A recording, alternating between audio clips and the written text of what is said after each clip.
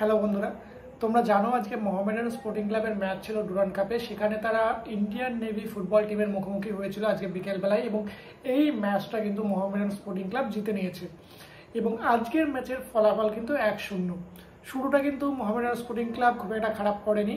শুরুতেই সুজিত সিং এর একটা শট কিন্তু পোস্টের একদম পাশ দিয়ে বেরিয়ে যায়। এরপর লালথান কিমারও আর একটা শট কিন্তু পোস্টের পাশ দিয়ে বেরিয়ে যায়, এবং তার পরবর্তীতে কিন্তু মোহামেডান স্পোর্টিং ক্লাব একটা গোল করে, এবং যে গোলটা কিন্তু সুজিত সিং এরই গোল, এবং এই গোলটা একটা ওয়ার্ল্ড ক্লাস গোল বলা চলে। এবং এরকম এক গোল মোহামেডানের যে তরুণ ফুটবলার করেছে সেটা কিন্তু তার ক্ষমতা এবং মোহামেডান টিমের আগামীর ভবিষ্যৎকে কিন্তু বুঝিয়ে দেয়।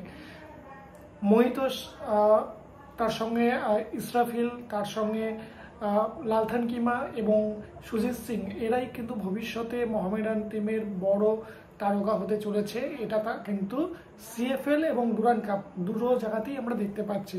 যদিও হয়তো সবসময় পজিটিভ রেজাল্ট হচ্ছে না মোহামেডানের পক্ষে, কিন্তু যেটুকু খেলা আমরা দেখতে পাচ্ছি তাতে কিন্তু এরা কিন্তু ভবিষ্যতে তারকা হওয়ার যোগ্য। যদিও কিশোর ভারতী স্টেডিয়ামের আজকের ম্যাচটা কিন্তু যখন শুরু হয়েছিল তখন দর্শক সংখ্যা কিন্তু অনেকটাই কম ছিল। মোহামেডানের খেলা রয়েছে কিন্তু দর্শক কম, তার একটা বড় কারণ হতে পারে হয়তো ইন্ডিয়ান নেভির এগেনস্টে ম্যাচ রয়েছে, অথবা এটার কারণ হতে পারে যে স্টার প্লেয়াররা এখনো টিমের হয়ে কিন্তু নামতে শুরু করেনি, সেটাও একটা বড় কারণ হতে পারে। এবং মোহামেডান আগামীতে আইএসএল খেলবে, তখন হয়তো আমরা ফুল প্যাকড গ্যালারি দেখতে পাবো, এটা আমরা আশা করতে পারি।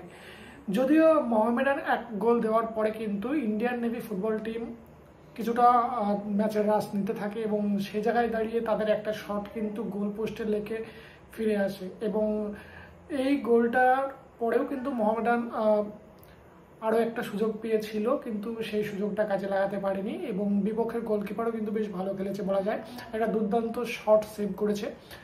ওভারঅল আজকের পারফরমেন্স মোহামেডানের ভালোই আছে, এবং 1-0 গোল সংখ্যায় ম্যাচ জেতাটা দেখে হয়তো মনে হবে যে ততটা ইম্প্যাক্ট হয়তো মোহামেডান ফেলতে পারেনি, কিন্তু তা নয়, মোহামেডান বেশ ভালোই ম্যাচটা খেলেছে।